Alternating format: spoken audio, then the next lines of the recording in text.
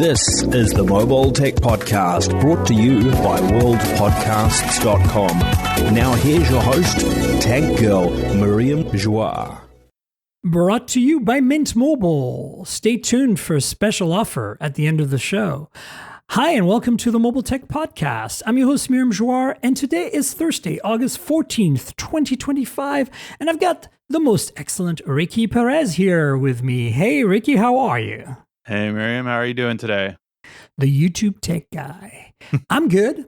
I'm happy to have you on. It's been forever since I wanted to have you on. I think we kind of really properly met at a TCL event a few years ago. I knew of you, I'd watched your videos, but I think we never really connected until then. And I'm really glad because you're kind of local-ish. I mean, you're in LA, I'm in SF. We're not too far from each other. California.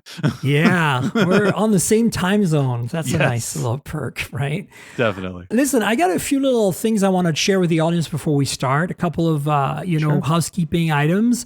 So folks, you probably know this already if you've been listening to the podcast for a while, but I want to remind you because it'll help me if you can support me. I have a Patreon, patreon.com/TNKGRL. And if you want to watch this podcast, you can hear it right now, right? But if you want to watch a video version where we show you devices and stuff, and often where I leave extra content, like last week, we went over by 13 minutes. Like, I'm not precise on as long as the podcast lasts about an hour 15, I'm happy. But sometimes I get carried away with my guests and we have a great conversation and I'm realizing it's going to be too long for the audio version. So I give you that extra content on the video version. So if you want to, support me, go to my Patreon, patreon.com/TNKGRL, like the tank girl without the vowel, like my normal handle on everything. And then $5 a month gives you the podcast, but you don't just get extra content. You get a weekly thing a day in advance. So you actually get it before the public audio version. So video a day in advance, not every time, but often extra content, and $5 a month for a show every week. So that's one thing I wanted to remind everyone about. The other thing is every time you listen to the podcast on your podcast app, whatever the app might be, your Apple Podcasts, YouTube Music, Spotify. If you look in the descriptions of that show, the notes of the show, you'll see links for everything we talk about. But at the end, there's a bunch of affiliate links.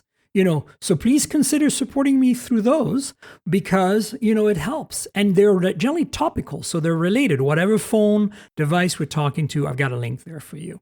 So consider that. The other thing I'm going to do is I'm going to send out a survey on various social media platforms, and I'm going to ask you for some feedback on where you want the podcast to go and how you want things to change or improve. It's really hard for me to, spend a lot of time in the kind of community-based Discord type setting, but I want to interact with you a little more, and I want to know what you're looking for, what you want in terms of what's the best duration, what's the best content, what's got you most excited. Do you want to see more video? Do you want to see more short content? And then finally, the YouTube channel, youtube.com/mobiletechpodcast is now going to have some extracts of the video version of the podcast. So I'm going to take out, last week we talked about the Razer headset, the new Black Shark V3 Pro. And I did a little demo on video and I talked with Warren about, gaming headsets. It was about 5 minutes part of the podcast. And I cut that out. I made that into a video and put it on YouTube. You can see it right now. So if you go to youtube.com/mobiletechpodcast, for those of you who don't support me on Patreon, you're going to get later in the week some of these chunks kind of cut out for you. So let me know if that's something you want to see more of, because I'm realizing I'm not posting enough to YouTube, but this is kind of like a low-hanging fruit, right? Give my audience some content related to something we talked about on the podcast last week. So expect some more videos on my YouTube related to the show. And if you can support me on Patreon, please do that. So let's roll into some podcast topics. Ricky, I'm excited to have you on to talk about all the plethora of Pixel and Apple, Google Pixel, Apple iPhone rumors out there. It's kind of insane. It's the season. We're getting close, right? Obviously, we all know the Pixels are coming on the 20th. Apple, the rumors are the 8th or the 9th, right? Yeah. Obviously, those rumors are generally pretty accurate. So I want to talk about some of the kind of rumors, leaks around these devices. And starting with the Pixel 10 series photos They've Yeah. leaked, so we now have photos of all the colors. Is Which there a one's your color that favorite? stands out for you? I think I like the blue. Yeah. I like green typically, but it's a Oh, very me light too. green. It's a very light Yeah. green. I would want like my perfect color probably would be, you know, how the shadow blue of the Fold 7, Yeah, but that that in color green. is so insane. Yeah, in green. Like that would be like my perfect one. I think like I think some fun has done it where it's like a jade green or emerald green, like a darker green. Like that's my favorite kind. But if not, I'm partial to blue just because I always think it looks so clean and great in shots, right? We always look at what's good in shots. So I think green and blue are just really good ones. If I need to get it quickly though, I'll tend to order the white because not many people order the white and you can get shipping done quicker that way. So yeah, but I like a lot of the different colors we're seeing. I am a Pro XL user most of the Okay. time, Yeah. so that's probably the one I'm leaning towards. Same.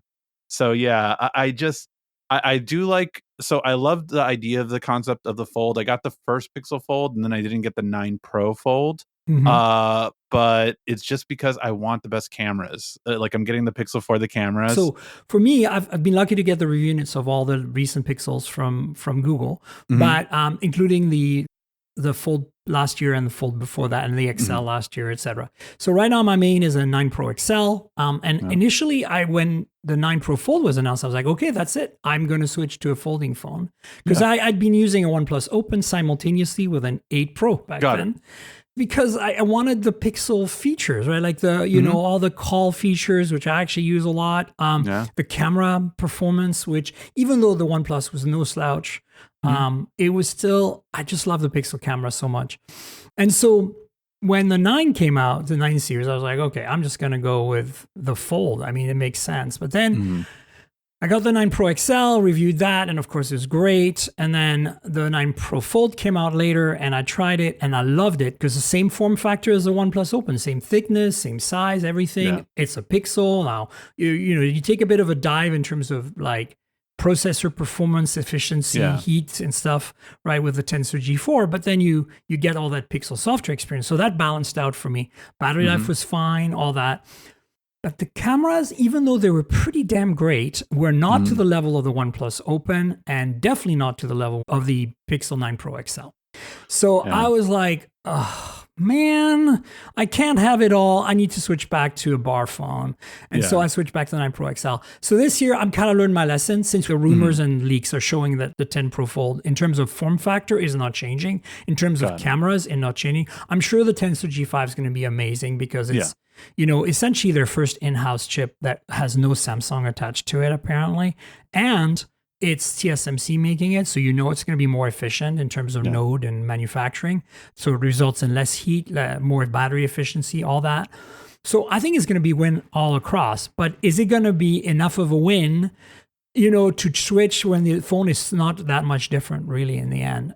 Because now that I've got the Z Fold 7 and I've got the Oppo Find N5 that are so thin and light and fold into something really like compact, I'm not sure I want to compromise that. So what I really need is an Oppo Find N5 that's a Pixel, and that's not happening for a while yet. But the cameras too, you know, like they are promising. We talked about this last week's in the rumor. You heard the thing about there's going to be some crazy zoom feature they're going to have, like maybe AI zoom, like we've seen on OnePlus 13 and on some of the Oppo phones, which really let you zoom like way beyond what you'd expect a 5x telephoto to do.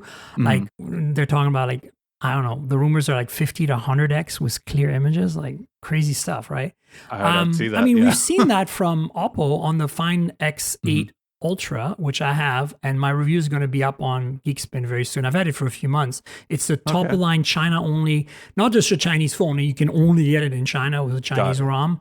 That phone can do 60x photos, no problem. Like they look, 120 looks okay. Like it's not good, but it's usable. Like which is crazy. And that's I think where Google is going. And you know, I was kind of mentioning this on the podcast last week. If you have seen Stable Diffusion, you know, take a prompt and generate the image. It starts with noise, right? And then the image just appears. Well, it's the same idea. Start with a crappy image, do diffusion on it, and you can get more detail. And it's all based on, of course, you know, what AI thinks it's seeing, right? So that's the tricky part. Are you feeling excited about any of the camera features? I mean, the Zoom one sounds really interesting. That sounds like, especially like I can't wait to see your review for that, because I for the other phone, just to see that technology and how well it actually did with that kind of zoom. Pixel's cameras, I mean, how they got so good was through software, right? Yeah. They did not take the hardware route. They definitely improved everything through software. So I believe they could do something like that. But I mean, I just have always been a fan of their cameras in general. Most, I would say at least 50% of all my thumbnails are actually shot with the Pixel. Oh, wow. Yeah. Cool. Yeah. So I really do trust them when it comes to that. And it's something that they just do very well in terms of like, hey, this will look good on YouTube for a thumbnail. Like that, it's one thing I always use for a Pixel. So I always typically have one with me. And so very excited to see what new features they'll bring. But as far as I've heard, it's not going to be much hardware change except for the processor, right? So I am curious to see what software features are we really going to change? What is it going to be different? One of the things they've talked about in the rumors that I've covered in previous podcasts is you're going to be able to tell Gemini to edit a photo. Interesting. So you're going to be able to say, you see this photo? Straighten the perspective on it. Interesting. Hopefully. Because that's one of the features that I had a big rant about the Google Photos last week. I don't know if you saw, I don't know if you're on the beta or whatever, but for me, I got the new interface and it's horrendous. We lost a whole bunch of features. Everything's been rearranged and everything is not intuitive anymore. And the biggest problem is that, remember on Google Photos, if you back up to the cloud, you could just keep editing, right? So you edit the photo, you save it. You go back in, you keep all your edits and you add more edits and you save it. That's gone now. As soon as you go back in, it wants to reset all your edits to 0. And I think it's because doing everything on device. Oh. So this is coming to everyone. Like I'm just previewing it and it's making me just purely rageful at this point. It's so bad. Yeah. I will actually I mentioned earlier that I'm going to have YouTube videos on that are cut out from the show from last week. Keep an eye, folks, because I have my 5-minute rant will make into a YouTube video about Google Photos. Oh, I love a good tech rant. Absolutely devastated that they're doing this. It's a nightmare. It's completely breaking my workflow. Like right now, the perspective tool is completely gone. You can't correct perspective at all. Oh, wow. You know, in the crop tool, you get that thing that lets you like adjust all the corners. Yeah, yeah. So you can level and straight, not just rotate the whole image, but like, you know, do this kind of thing, the trapezoid kind of adjustment. Yeah, if I wanted to put a picture in a picture kind of thing. It's gone. Yeah. Gone. Oh, wow. Gone. So I don't know if they're going to bring it back. I'm hearing rumors that they're going to bring it back because a lot of people are complaining to the Google forums about it. Anyway, I don't want to hijack what's cool about this week's leaks and rumors about the Pixel 10 is we got the colors. And so let's go back to that for a second. I am really in love with that for the regular Pixel 10, that blue, which reminds me of the Samsung blue. Yeah. And I'm not going to complain about that lime green, yellow, limoncello is what they call it apparently. Yeah. I'm kind of on board. I'll take that. I'll allow it. It's good. But what I'm most excited about, frankly, is since you're a green person like me, that Pixel 10 Pro XL, that jade, it's gold too apparently on the edges. Oh, if you look carefully, zoom in, you'll see. Yeah. You can see it's gold. Yeah, around the cameras right now, I could see, and then it's slightly the edge. Yeah, so I wouldn't be surprised if the edges are gold. Nice. But here's the thing. Almost every review unit I've had from Google has been obsidian or mostly actually porcelain. Porcelain's been the number one. And I love that. I'm fine with that off-white. It's a solid, decent off-white color. I'm not a big fan of any black phone personally. And in general, I don't like dark phones. They don't photograph very well. Yeah. It's just a personal preference in terms of like, specifically on phones for some reason. I don't know. I'm totally happy with anything else, you know, being a dark color or black. Yeah, porcelain I could do, but those other colors like that moonstone, grace. I mean, actually, you know, the other color that I'm kind of into is for the Pixel 10. I think the Pixel 10 has the best colors, honestly. Yeah. The colorful ones. What is that? Indigo? No, that's the blue. Frost. No. Is that? Yeah, the light blue, like a purple. It looks like a purple. Actually, you know what it looks like? It looks like the Pixel 9a color, that kind of purple, lavender. I don't know. Like in between lavender and blue, really, it looks like, especially the edge. The edge of it is I'm looks into purple, that. lavender. I'm into that too. So those, as long as it's not obsidian, I'll take a Pixel 10. If you're listening, Google, you know, hook me up with the right colors. There you go. And then for the XL, I will take that jade and maybe moonstone, but please, not with porcelain and definitely not obsidian. Anything just but me. obsidian. Yeah, no, definitely. All right, so the other bit of news, it's mentioned at the very end of that story. Folks, I will put a link to these so you can see photos of these. Again, look in the show notes of your podcast app. Like any podcast app you're using is going to show you the description for the podcast, and in there you'll see the links. One of them will be a link to these colors, an article from GSM Arena. I get most of my news from them. They're pretty awesome. At the end of that story, they mention something that is devastating, just like as bad as Google Photos and pissing me off big time. If it's true, no physical SIM on the 10 Pro and 10 Pro XL this year. In the US only. Like Google, you're at the chance to be the voice of reason. You know, because this is a downhill spiral, right? You know that Samsung is going to do it next year. Guaranteed. Because Samsung only needed an excuse. They were just waiting for somebody else and this is only US. Again, we're getting shafted in the short end of the stick. Like, look, eSIMs are fine if you don't change phones often, if you're just a regular consumer. But my audience, you, Ricky, we're not the regular consumers. I swap SIMs all the time. I live in 2 countries. I swap SIMs literally all the time. Like every month I'm in a different place and I'm flicking around my SIMs because I don't want my main phone to always have the same SIM in it. And eSIMs are such a pain in the butt to deal with for that. They really are. I actually hate. I've had several times where like I was switching into my daughter's phone or something like that, or my phone, and it would automatically switch to eSIM, and I'm like, no, I have a physical SIM in here. Like, don't do that. Like, it really is annoying sometimes that it does that. And again, if you travel, if you switch phones often, you want a physical SIM. And the one really thing I thought was interesting is why the Pixel Fold is the one that's exempt. Like, why? Okay, so I have a theory about this. Please let me know. So hear me out. So Apple, when they first did it, the first year, which I think was the 14, it was literally just in spite. Like they just did it to piss us off. Like I swear, that really just did it that way. I think it was to be more in bed with the carriers. The carriers really love that idea, right? It's like locking phones to a SIM, right? Yeah. Even though the phone is unlocked. But on 15 and 16 iPhone, and we're talking about iPhone 17 in a minute, what they did, they were smart. Apple, engineering at Apple is strong. I will give them that. And they were like, hey, listen, if we remove the SIM tray, we did remove the SIM tray. Why don't we use that space for something else? Right?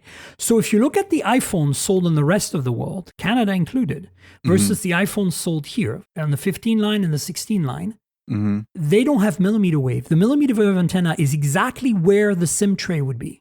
The only country in the world, I think Japan and South Korea have some millimeter wave on some carriers. But again, it's so unpopular that they don't even care anymore. Okay. Yeah. And the Samsung's phones, as you know, have both the millimeter wave antenna and the SIM tray. So in Korea, they're number one, right? So if you buy a phone in Korea, you'll still get your millimeter wave. But for Apple, it was like, this is for Verizon. It's not just millimeter wave for the US. I'm literally blaming Verizon for this right now. George, if you're listening, I love you, but I'm hating the fact that you're the only carrier that really cares about a millimeter wave anymore. And because you care, you're forcing Apple, Google, and Samsung to have millimeter wave on US phones. And they're going like, we can't do this. We need to save space. Let's remove the SIM tray so we can put the millimeter wave antenna in that spot. And so why does the Fold not have it? Because the Fold is sharing the same chassis as last year. So it already has both millimeter wave and the SIM tray. All they did was they revised the back panel a little bit for the, rumored MagSafe by adding the magnets. And they, the circuit board is different with a Tensor G5. That's it. The phone is going to be the same. Same cameras. Like this is from rumors and leaks. I don't know. I don't have any inside info. I'm just telling you everything we've read so far. It means that the 10 Pro Fold is going to be a 9 Pro Fold with a Tensor G5. That's the only difference. So then it makes sense. You still have millimeter wave. You still have a SIM tray. Yeah. But the 10, they reworked the 10 series, 10, 10 Pro, 10 Pro XL quite a bit. The 10 especially, since the 10 has a telephoto now, has different camera system. You can't downgrade on the ultra wide apparently, because it's, basically think of the 10 from what the rumors were here is going to basically be a Pixel 9a with a telephoto. And the telephoto is going to be picked right out of the 9 Pro Fold. So it's a 10 point something. So that's what I'm literally just hearing. moved So over. that's the rumors that are floating around about the camera system on the 10. So it's exciting because you're getting a telephoto on the 10 now. Mhm. I'm actually not too mad about them downsizing the ultra wide to the 9A ultra wide, 13, whatever it is, because hey, you get a telephoto now. That's actually an improvement. And if that weird algorithm is with the crazy zoom is available on that, then it's a win, right? Yeah. But these three phones don't have a SIM tray in the US, and I think it's because they have millimeter wave, and they're like, it's just easier in terms of space savings. And I think Samsung's going to follow suit. And well, especially if they're getting thinner, right? If, as we're going to talk about other phones. Well, yeah, later, good point. If they're getting thinner.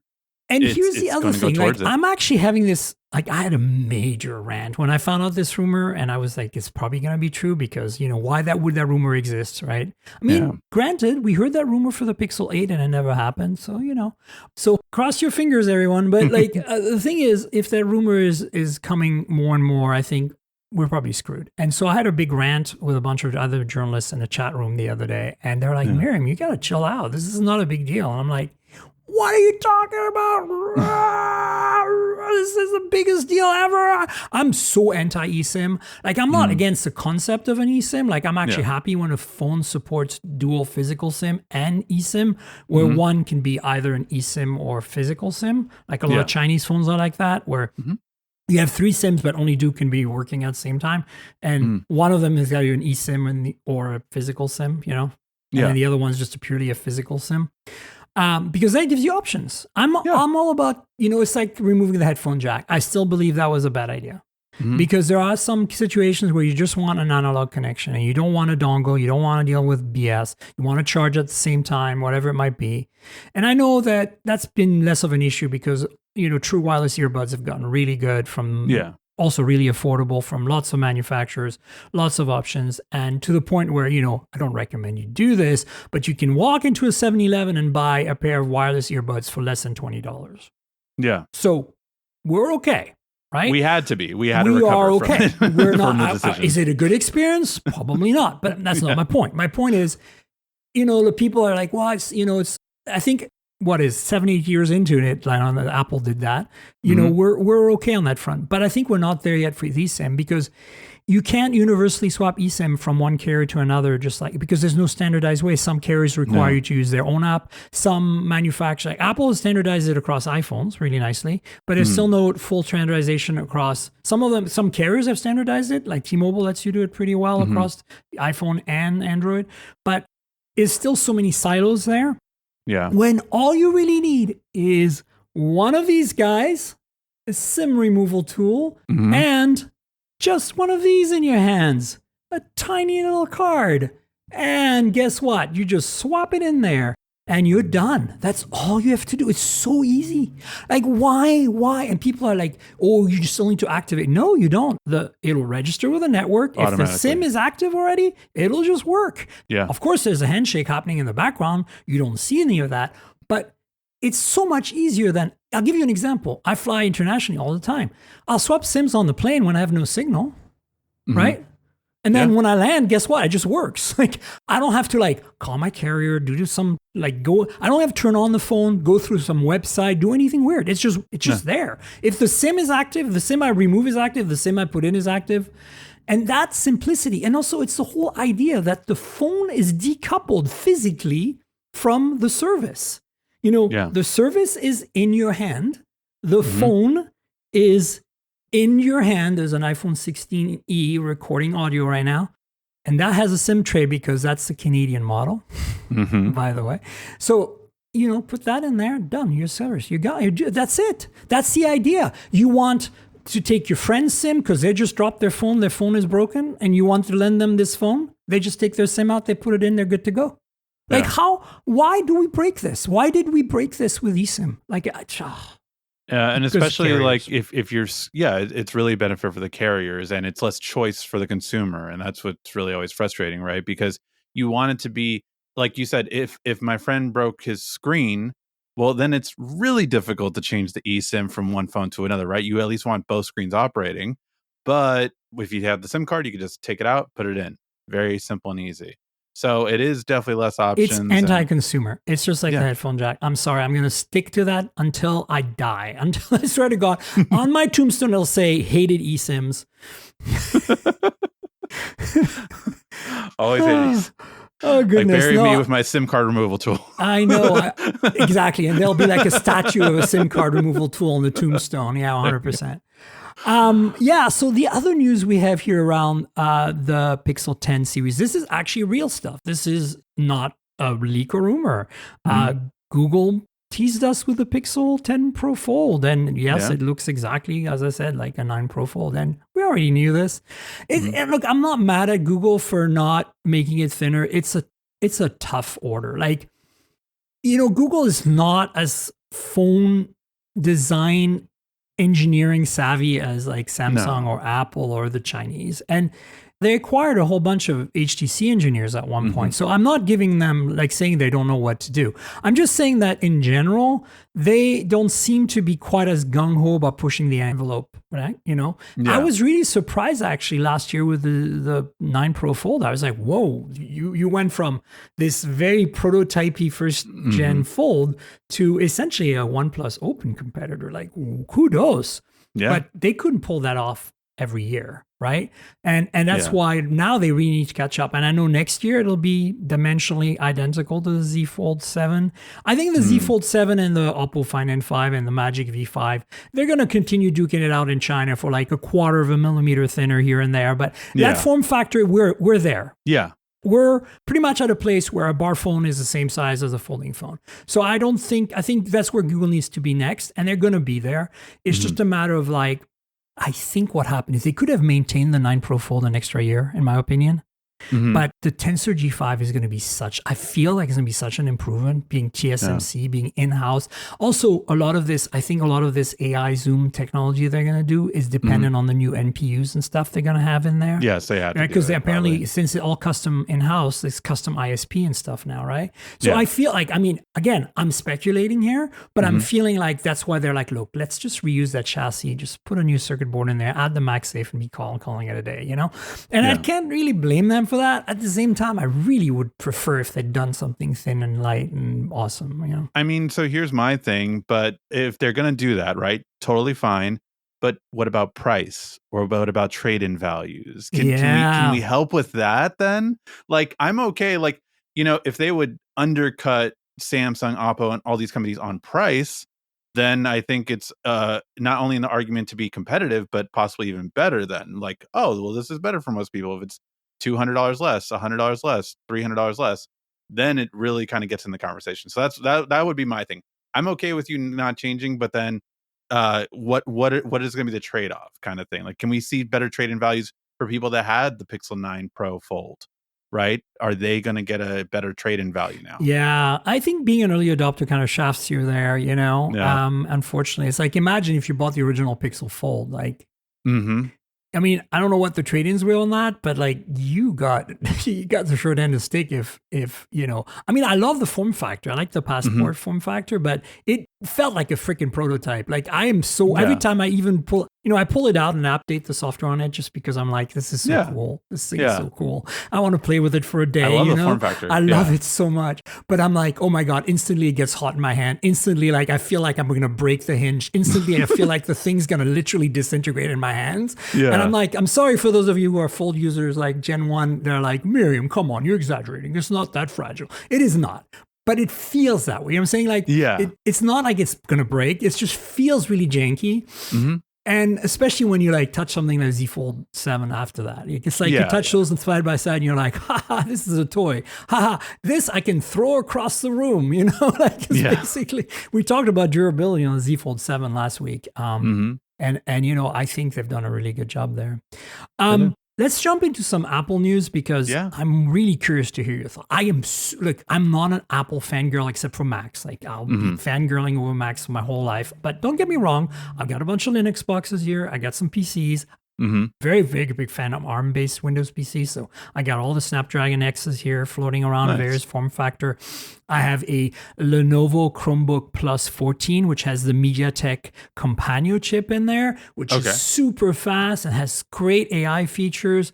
So, I'm not married to One OS for my laptops and desktop experience, but I'm an Android. I've got iPhones because this camera right now, if you're watching on Patreon, is my iPhone 16 Pro. I just showed you the 16E review unit that I'm using for backup audio recording because I still feel that video quality on iPhone is better than anything else. And I still feel that the mics on Apple devices in general, the studio mics, which are now proliferating through their lineup on everything, are incredible. And this is my background as an audio person working in video games, as a software engineer. It's like I can tell the mics are really good. Like Warren last week, my guest, if you guys weren't paying attention, he just moved to a new house. He didn't have his studio set up. He just pulled up his MacBook Pro, used the webcam and the studio mics, and it's a phenomenally high quality recording. So, that's why I always have an iPhone around. Like I'm a little biased there. Samsung does a good job. Google does a good job, but I still feel like, so I love the Edge. I knew I was going to love the Edge going into it. I knew the flaws. I accepted the flaws, like no telephoto, no battery capacity that's any good. I knew that going in. It's not for me in terms of battery capacity. I wish Samsung had done a silicon carbon battery like we're seeing coming out of the Chinese phones. But I enjoyed using it. It really is an experience, like touching that phone, feeling that phone, using that phone. Yeah. And so when, we know Apple's making the Air, and the Air is going to be even thinner than the Edge. And so I'm really excited about that. And also some of those colors that we've seen leaks of on the iPhone 17, the Pro, that copper color, that orange. Ooh, that is hot. Yeah. So anyway, the news, they're not news, they're leaks and rumors. We have a dummy leak of the Air. It's just a hands-on video basically with a dummy of the 17 Air. And yes, it looks just as thin as you think. It's quite impressive. And I feel like video is not going to give you justice. What's been your experience with the Edge? Did you get one? So I did not get the Edge at the time. I have, because of, a lot of friends in our industry got it. I got into play with it, and I have people that completely swear by it ever since they got it. Like I have people that even didn't want to leave it for the fold. Like I'm like, I want to review the newest one, but it's like I really want that. Like they loved how thin it was. It's very polarizing. And, and I will say it's something that you just said. I wasn't as impressed by the leaks of the Edge when it came out, even by the Fold 7. But when I held them in my hand, it's a game changer. It really is something very unique. It's very unique, and it's something that I think when you see in person, it's different from camera. It's something that's just, it really is. When you hold it in your hand, you see how the feels. It really is impressive. Now, my thing was, with the battery, right? The battery was something, and it's Samsung. They have a history with battery, right? So I think that's why they've always been cautious to move to the silicone, right? I always joke around and say like they need to go to their therapist and get over this Note 7 stuff, because it's really getting long in the tooth now. It really is. And I think that's why it's always been. And, the rumor is, of course, that, maybe next year's Edge will have the bigger battery, right? And so I'm wondering actually your opinion on this. Who do you think is going to go for the silicon carbon first? First between Apple and Samsung? I think it's going to be Samsung. Okay. I tell you what. Okay, so you brought up a whole bunch of stuff. Whoa, my brain is spinning. Okay, so number one, the Edge is something you have to experience, and then when you do, you're like, okay, this is not a gimmick. This makes a difference. Now, are you willing to compromise the fact that there's no telephoto, the fact that it can only 10x zoom, the fact that it has battery life that's not the best, but it's still a full day if you're not a heavy user. If you're not going to CES for the day, you'll be okay, right? For the average user. But in my experience, the Z Fold 7 has less battery life. Like in my measurements, I get about an hour. Like it's 13 hours on the PC Mark test versus 12 hours on the Z Fold 7. So even though the Z Fold 7 has a bigger battery, because I do run the test on the big screen, it sucked more juice. So if you're using the front screen on the Z Fold 7, I think you'll be okay. But 3,900 milliamp hour on the Edge. Now, the rumors are just, point of reference that the iPhone 17 Air will have a 2900 milliamp hour battery. Now, remember, iPhones are more efficient. Their batteries are always smaller than Android. So you can always subtract 1,000 milliamp hours or so from a best flagship from Android. Like if an Android has 5,500 milliamp hour, the iPhone will have 4,500 milliamp hour. That's generally a pretty good rule. So I'm not too surprised about 3,900 on the Edge versus 2,900. Now, who cares? We'll test it. We'll find out. But in that little hands-on video, they're showing it next to the Edge, and it looks even thinner, like visibly thinner, not just you feeling it's light and thin. So I'm really excited to see what it actually feels and looks like when we get it. But more importantly, battery life, I'm sure is going to be just like the Edge. Like it's going to be a good one-dayer, but not if you're a heavy user at CS all day or something, and that's not going to work for you, right? That's when you need a Pro. That's when you need an Ultra, right, for Samsung or a Z Fold. Maybe even the Z Fold's not that great, as I said, for battery life.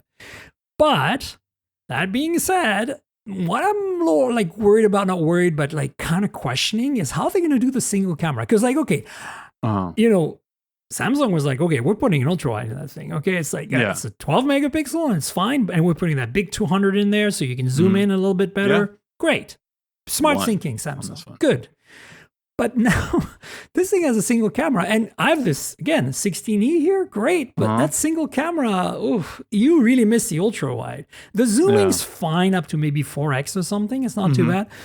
But, and again, AI algorithms could be a thing that Apple brings to the table. That, I mean, again, if you have a OnePlus 13 and you punch into 30x, you get this AI algorithm, and it's really impressive.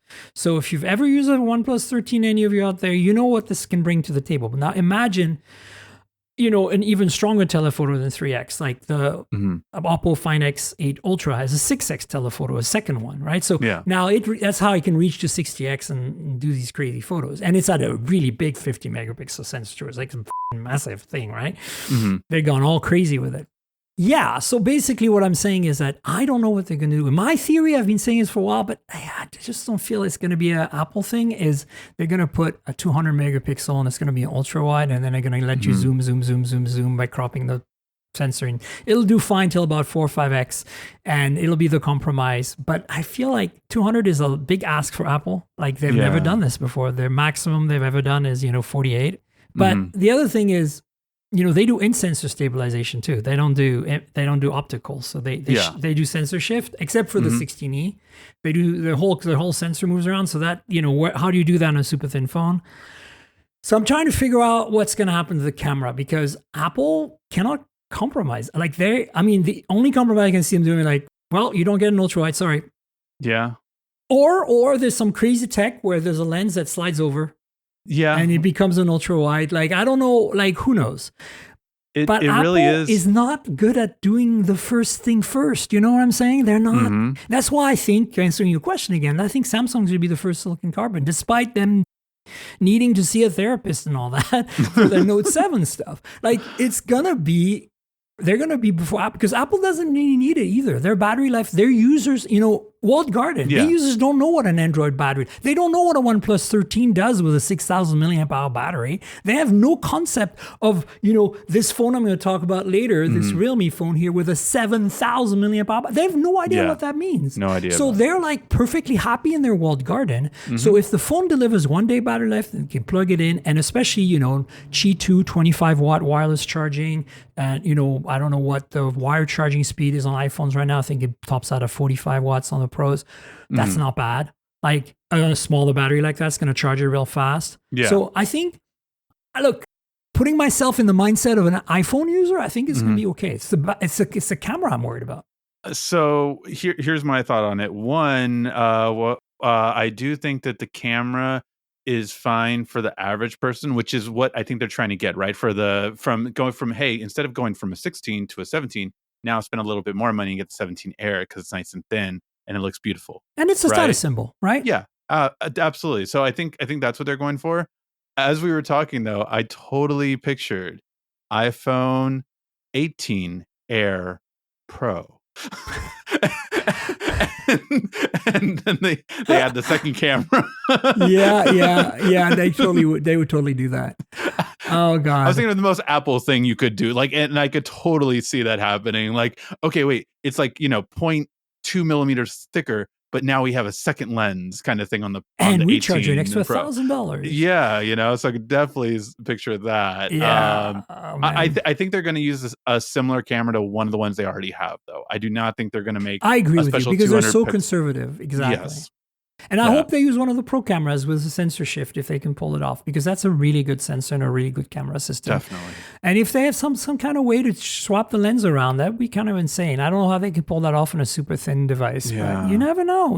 This is the thing. Apple sometimes does something completely off of left field that really becomes a standard in the industry, because even though they didn't do it first, like in the case of the sliding lens here, we have a precedent. There is a phone already out there, the Pura 80 from Huawei, that has on its telephoto 2 zoom differences, but instead of doing the Sony thing where it's a periscope where there's a motor that moves the lens around to zoom in and more, this is literally they swap the lens in front of it. So it's like lens, other lens. Yep. And then you get more zoom. And so they could do that. I don't know if they will, because it's probably adds thickness, because now you have to have mechanism and stuff. I don't see them doing that. And also more fragile, blah, blah, blah. Anyway, the other rumor we have is that the base storage on the Pro, which is basically not the Pro Max or whatever, or Ultra. Supposedly they might change the name to Ultra this year. But another rumor for you. But that phone is going to actually start at 256 gigs of storage. Welcome to the party there, Apple. Great. Thanks for catching up on the rest of the world of flagships. Although, to be fair, Pixel's been pretty bad about base storage as well for many years. But, again, this doesn't matter. You know what I'm more excited about with Apple rumors, since we're going to wrap up on those right now. It's probably going to take us a little while to wrap up on this one, because I want to hear your thoughts, is I haven't talked about it yet, but there is been ongoing rumors of a cheaper, like $599, $699 MacBook that doesn't make any compromise in terms of like that amazing build quality materials, aluminum, blah, blah, blah, because Apple has honed those manufacturing processes. Might maybe compromise a little bit on the display, I don't think on resolution, because they're very much onto that Retina thing, but in terms of maybe the total size and resolution. But here's the thing that the rumor is being about. Like, I'm all on board to having a more affordable MacBook for everyone. The rumor is that's going to have an A18 Pro chip from the iPhone 16 Pro last year. So it's not going to have an M chip. And I think a lot of people are freaking out about that. And I just want to hear your take, but I want to tell you that I'm not worried about that, because here's the thing you have to understand. If you look at the benchmarks, this A chip from last year, right? 18 Pro, whatever it's called, is about the same performance as an M1 or M2 chip, right? But it's a phone chip. So it's 3 nanometers versus I think the M1 was 4 or 5 nanometer. 5, I think. And so 5. And so now you have a more efficient in terms of battery life, in terms of heat generation. So you can make maybe an even thinner laptop, smaller, less material. So you save on money. That's how they can reach a price point. Yeah. And, if they want Apple Intelligence, it's going to have 16 gigs of RAM, right? And so they might sacrifice that and go to 8 gigs, which, by the way, runs perfectly okay on any Mac. I mean, unless you're like, again, think not you power user, not me, not Ricky. Yeah. Think the average person who is a college student needs to take notes in class, go to the coffee shop with their Mac, but they want a Mac, and they get all that awesome experience in the walled garden and everything else. That's where they're going for. And it's kind of amazing that, netbooks back in the day, 20 years ago, whenever it was, were a thing, but they were all cheap, plastically crappy, small screen, bad resolution, slow processors, whatever. And Apple at the time was asked, like, why would you ever do a netbook, an affordable MacBook, basically? And they're laughed at everyone. And now we're getting there. If that thing is $699, you're going to say, I can still buy a $300 Windows laptop at Best Buy. Yeah, but it's a piece of crap, right? Like, let's be real. This thing is going to be as good as a $1,000 Windows laptop. Let's be real. Okay, so now we have $699. We're getting there. So if you have to put an A18 Pro in there, I'm in it. I'm on board. I really think this is exciting, especially if you're a Mac user. Yeah. No, I mean, I think, look, what they did, was it last year or 2 years ago with the Mac Mini, making it affordable? M4 was last fall. So yeah. That one, like, I think shocked everyone, that's what I'm including using like right now, PC users or anyone. Yeah, like it that just and it really a Samsung 5K monitor.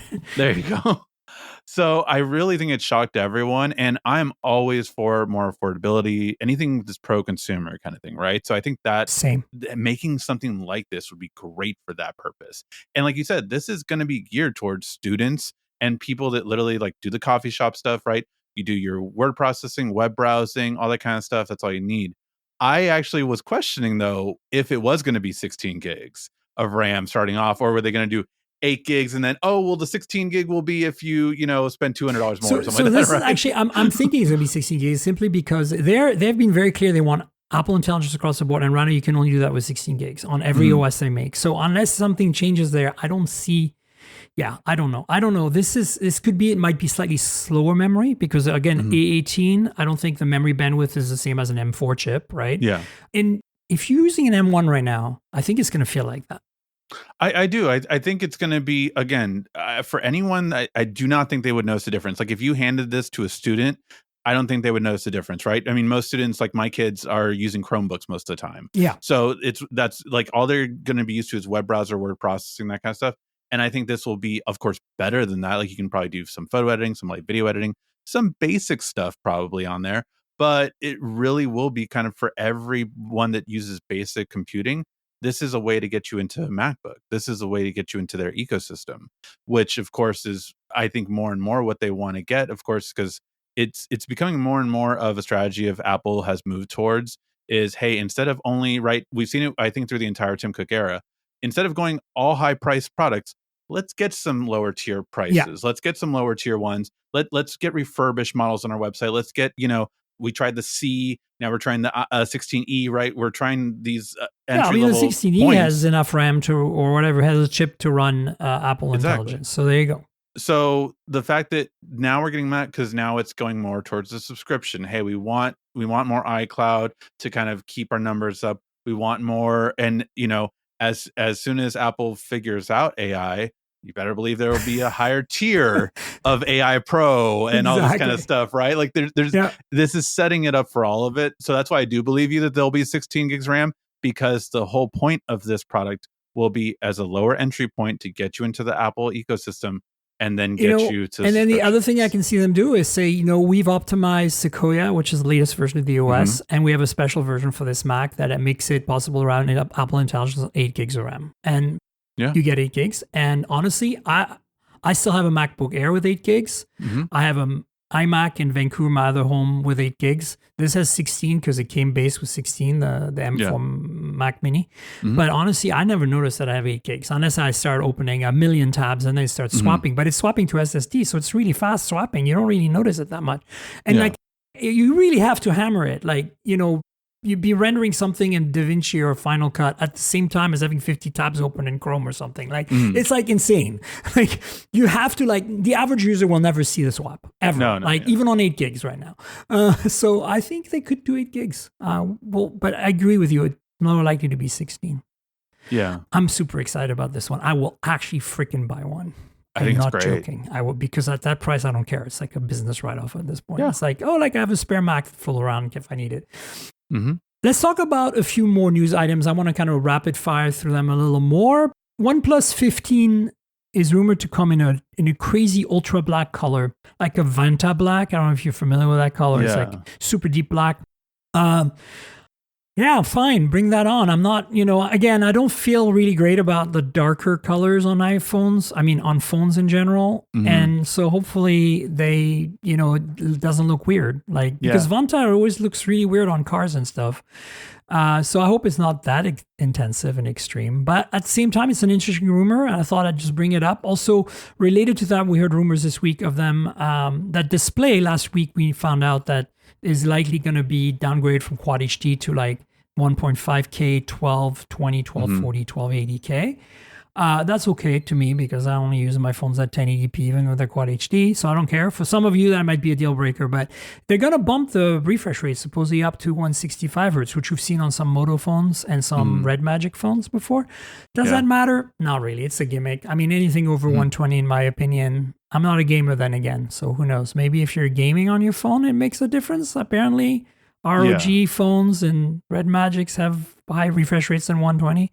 Ricky, do you care? Does it matter to you? Yeah, I would say only when gaming. I mean, I've loved the Redmatic screens. Don't get me wrong. I think they look good, kind of thing. But yeah, I think most people. I think all phones still come by default, usually 1080, and then you have to increase it to Quad HD. It's just we transfer our phone so often that we just keep the same settings as before anyway. So it's like if you had it at 1080 before, it just kind of stays there. But yeah, I mean, I'm super interested in the super black. I just hope it's not like, my question is more of the finish, right? Because like piano black, that's very dark, it's very glossy. Yeah, Hate that. So what will the finish be on that black is more of what fingerprints, all that kind of stuff. Like I really want more of that, like fingerprint resistant stuff is what I look for. And yeah, the resolution, I don't care as much. It's not going to be as important to most people. Will not notice it. Yeah, no, I agree. I think it'll be interesting to see, though, what other compromise they make. There's been rumors of them dropping Hasselblad branding, for example. So let's see how it pans out. The next one we have on the list is a more related kind of. Vivo V60 is officially out. I mentioned on the podcast last week that it was coming.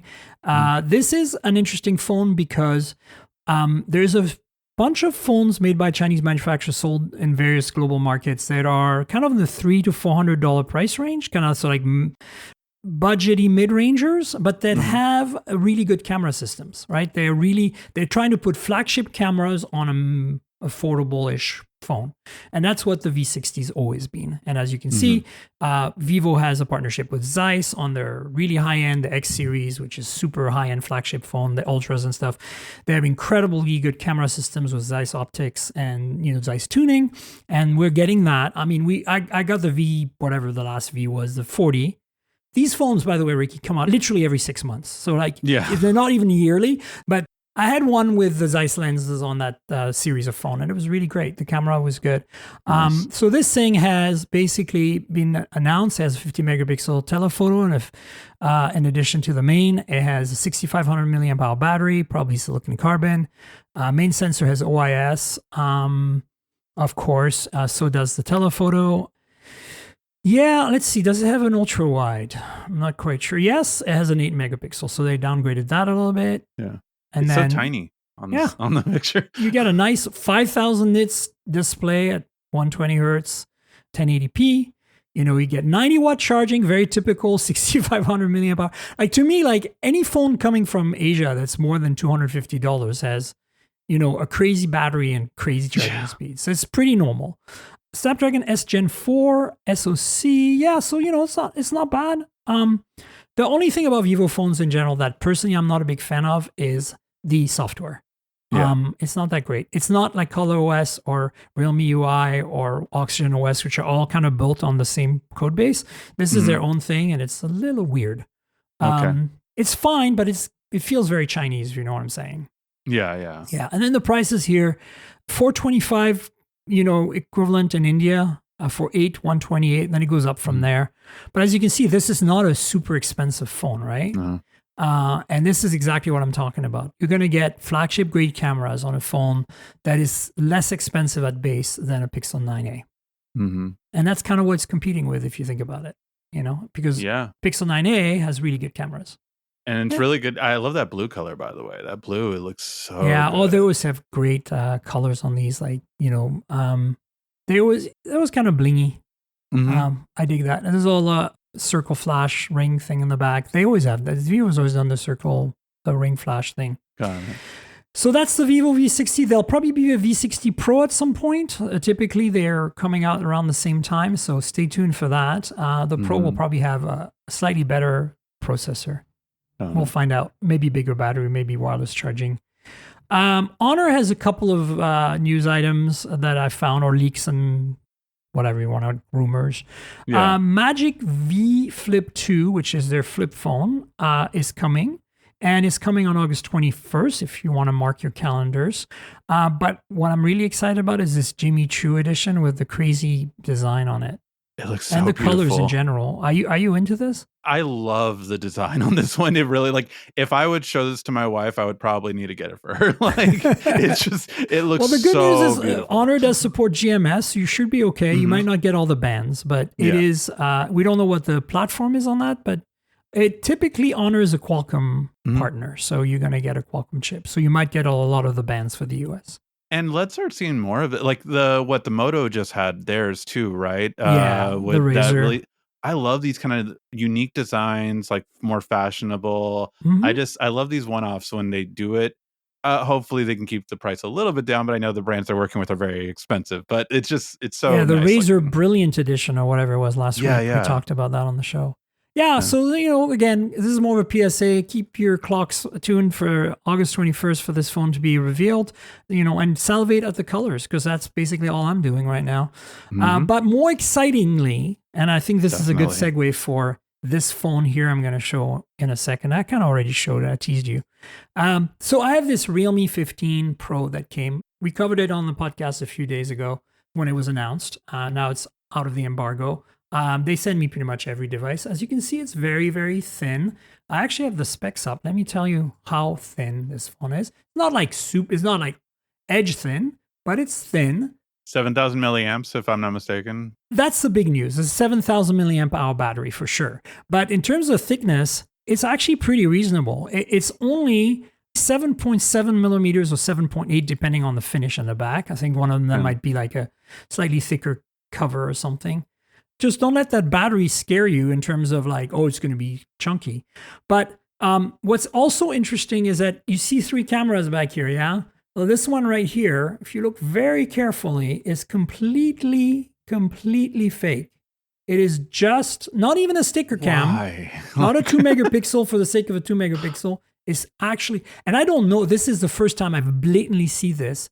Usually you see this on like really cheap Shenzhen brands, but not like Realme is a pretty serious brand. And I don't get that. This is really ridiculous. The rest of the cameras are great. It's 50 megapixel all around. It's got a 50 megapixel main with OIS and has a 50 megapixel ultra wide and a completely fake lens. Yeah. And the 50 is in the front as well. And as you can see, because this is a Realme phone, it's essentially running the same OS as Oppo and OnePlus. You can see here the icons. The design is very similar. This is a beautiful screen, so it's not LTPO, it's LTPS, but it does refresh at 120 hertz, and it has all the trimmings. Also, charging speed on that battery, 80 watt silicon carbon, of course, so no wireless charging still, of course. And then in terms of price, it's about $350 roughly.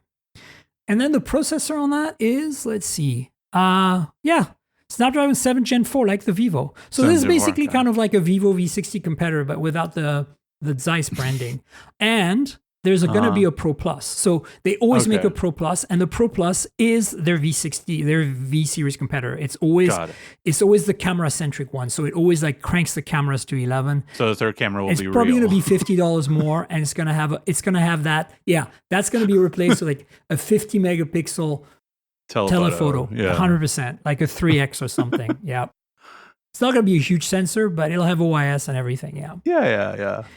That's what I love about the Chinese manufacturers. They don't mess around, man. Like, you can get a phone for $350. If I told you could get a phone in the US that had better than 1080p display, OLED, 120 hertz, 350 megapixel cameras, never mind the fake one in the back, 7,000 milliamp hour battery, 80 watt charging in 7.8 millimeters thickness, like, you'd be like, sign me up, like, right? Yeah. No, it really is something that I wish we could have those kind of affordable phones here, because it really is just, it's such, to have that kind of battery for the average they're all consumer. 2-day battery life, no problem. You don't even have to think about it. Like, you can hammer that phone for 2 days and you're good to go, especially on a Snapdragon 7 Gen 4. Like, forget it. This thing is super efficient, And then when you charge it, it's in no time, because they're all 80 watt plus charging. So the reason I brought this up is because Honor, we were talking about Honor, and Honor has the Power right now. It's just called the Honor Power, capital P. And that's a phone that exists today that you can buy in some markets that is just a normal 8 millimeter thick or so with 8,300 milliamp hour battery, silicon carbon. 8,300. Wow. Well, this news item says, and again, this is a rumor, but I would not put it past Honor. Honor has been the leader of silicon carbon. They brought silicon carbon first. They're the first ones to push it hard. Yeah. Realme, that I just showed you, has already shown a prototype of a 10,000 milliamp hour battery phone, a prototype of the same thickness, 7.8, 8.1, something like that. Yeah. Well, guess what? The rumor is that Honor's Power 2, next year's model, be 10,000 milliamp hour. They're That's going insane. nuts so. And I'm on board, man. Like, Yeah. I've been joking around for the last few episodes that by 2028, every mid-range and budget phone will have a 10,000 milliamp hour battery, and every normal flagship, normal thickness flagship will have a 75, 73, 77,000 milliamp hour battery. And then the thin phones, like Air, Edge, will have like 6,000, 5,500, because all silicon carbon. And every single phone will charge between 80 and 120 watt. I mean, I can't wait. I mean, maybe not Pixel, iPhone, and Galaxy, but I'm talking about China here. Yeah. And that's the thing. Like, I can't wait for the 3. I mean, Apple is its own thing with battery, but like definitely Pixel and Samsung. I can't wait for them to catch up, because it's just like they've been stuck at 5,000, right? Like that's the limit kind of thing forever. And to 10,000, doubling it, that's insane. And I love it. I can't wait for more and more competition. It's a game changer. And I think that, it's hard. It's going to be hard. Like, I feel like in the same way as, with what's happening in terms of politics, what's happening in terms of the economy, in terms of global, the general way the world is happening right now, I feel like we're going to get left behind in North America in general. Like, we lose the SIM tray, we're not incentivized for electric cars and EVs. China is going to eat our lunch in that domain. Like, they're already selling in Europe. Canada is thinking of adopting Chinese EVs because, they're getting mistreated by the US with tariffs. So they're like, okay, fine. Well, we don't want our car industry to die. So we'll get the Chinese to come and build plants in Canada and build Chinese cars. And our workers will have jobs and foods and families they can feed, And so I think we're shooting ourselves in the foot, because if the only choices we really get, especially if you've heard the rumors, the government was thinking of banning OnePlus. I didn't hear that one. Oh yeah, actually. like there's a couple of politicians who are going saying like there might be a threat to the US, So that means that we're left with Samsung, Apple, and Google, and maybe Moto. And Moto is Lenovo, and it's Chinese, so it's next on the cutting board. So my point is, at that point, we have no silicon carbon batteries. We stagnate. There's no improvements. Our phones are the same year after year, because why would they make an effort for our market, which is not the biggest market in the world compared to China or India? Right? So now you're going to get this weird two-tiered thing. I'm really worried that we're going to go backwards in North America because of, politics and the world economy and tariffs and all that stuff that's going on. Because, we're not incentivized in adopting these technologies, and the manufacturers aren't either. So that's why I'm really gung-ho to cover these phones. It doesn't matter that they're Chinese. They could be Indian phones. They could be, Vietnamese phones. I just want, or European phones, if they could manufacture in Europe efficiently and cost effectively. I want progress. And speaking of, the poster child for progress, I still think, the ones who are really pushing the envelope the most were the ones that were banned, Huawei. Yeah. And Huawei has, the Mate 80 series is kind of being rumored and leaking slowly. It's obviously the successor to, they always have their camera phone, right? And then the Mate is kind of like their flagship. And so they've already done the camera phone for the 80 series this year. And now they're doing the Mate. So that's their flagship. And the Mate 80 has been rumored to have a fan in it, for whatever reason, and to cool down the whole thing, I don't know. But it's water resistant, supposedly. And so the Mate RS, the RS series, has always been like the blinged out, super fancy, super premium, super expensive. Think like Ultra, but special edition, limited special edition. That's what the RS always is. It has a slightly different industrial design every year. And so the Mate 80 RS is supposedly coming with a fan, of course, because it's an evolution of the 80 regular Mate, but also with a dual OLED display, which apparently, and I completely missed this last year, the Mate 70 also, like the technology that's in the iPad Pro, that stacks two OLED displays on top of each other, so you get brighter pixels and more contrast. So, if they did this last year and they're doing it again this year, I think the end game here is that all flagships within a few years are going to have a dual OLED screen, right? Because again, Huawei innovates. They're always the first to do stuff. Of course, it's going to take a while to get there because cost or whatever. But here we go. We have a Huawei Mate 80 RS coming up, which looks super hot. As a titanium structure and chassis and this really cool back panel. And, we've seen that before. That's kind of their design language for the RS. But with a fan and a dual OLED. Mm-hmm. Craziness. I love the red color too. It's very Iron Man-like. Always very nice. I dig it. Like that red and gold. I really, really dig it. The last item we have is MediaTek. It's supposed to be launching. This is a rumor. I don't have any. Yeah. They're a sponsor, but they don't tell me everything in advance. Yeah. Supposedly, the Dimensity 9500 is coming on September 22nd. And this is a day before Qualcomm's going to announce the 8 Elite 2. Supposedly. So who knows? Like, this is, kind of funny, I think. But look, the reason I'm bringing it up is because I'm very excited that we're getting these two chips roughly around the same time, because it means we're going to start getting phones in October with these chips this year, right? Oh, you think about it. Okay, yeah. It could phones be that like soon. the Oppo Find X9 series, phones like the Vivo X300 series, are probably going to have that chip, the MediaTek Dimensity 9500. And of course, we're going to see Snapdragon phones, of course, coming as well around the same time with the 8 Elite 2.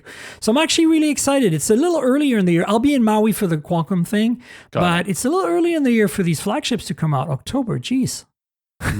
Yeah, no, it's great. Like, I like competition, right? I think competition, like we've both said, we're very pro-consumer, so competition's always good. So I like little rivalries like this. Like, yeah, that's kind of the fun about it. Yeah, exactly.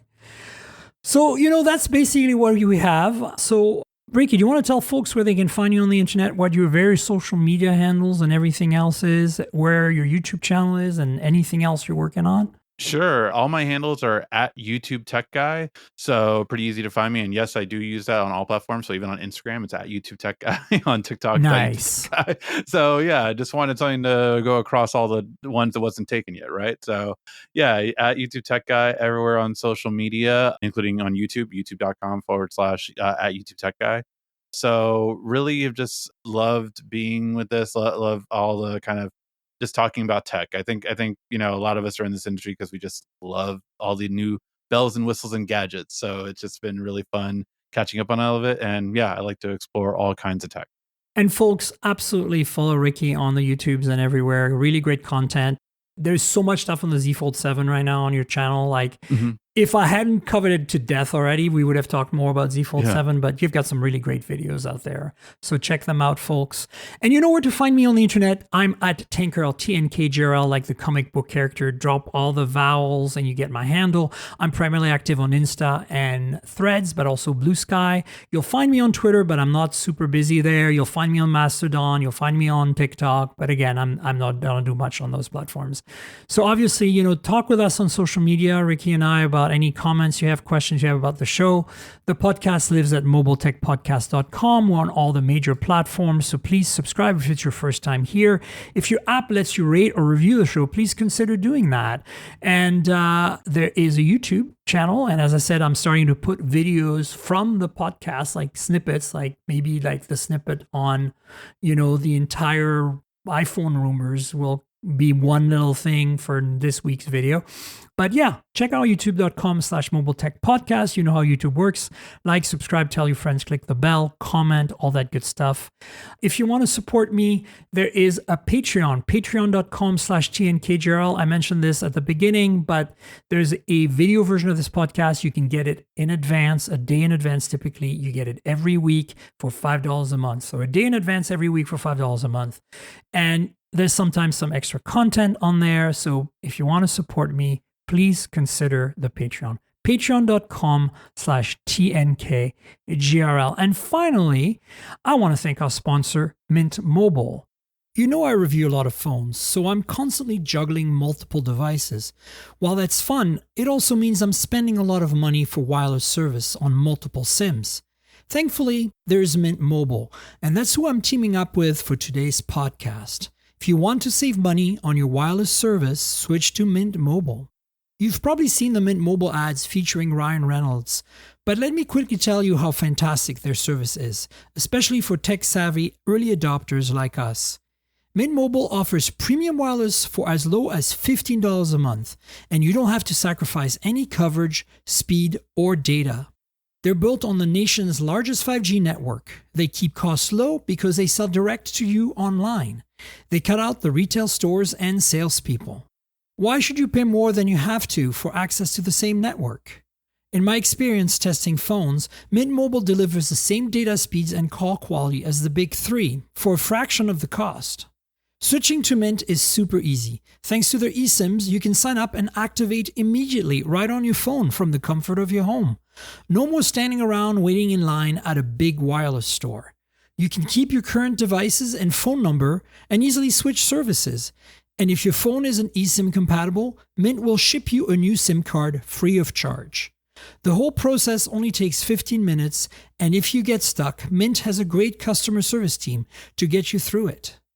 All Mint Mobile plans include unlimited nationwide talk and text, plus lightning-fast 5G and free mobile hotspot. Mint will show you how much data you use each month and recommend plans that save you money. Mint also offers a modern family plan that lets you set up a super affordable family plan with as little as 2 lines. Use my link, mintmobile.com/mobiletech, to get premium wireless starting at $15 a month. Stop paying more than you need on your wireless bill and start saving big with Mint Mobile. And Ricky, thanks so much for joining me this week. I really appreciate you coming on the show. Thank you for having me. I'm always open to come back, and I had a lot of fun just talking about all the new fun tech going on. Absolutely. We'll have you on the show again in the future. And folks, we'll have another show next week, so stay tuned for that. Until then, cheers, everybody.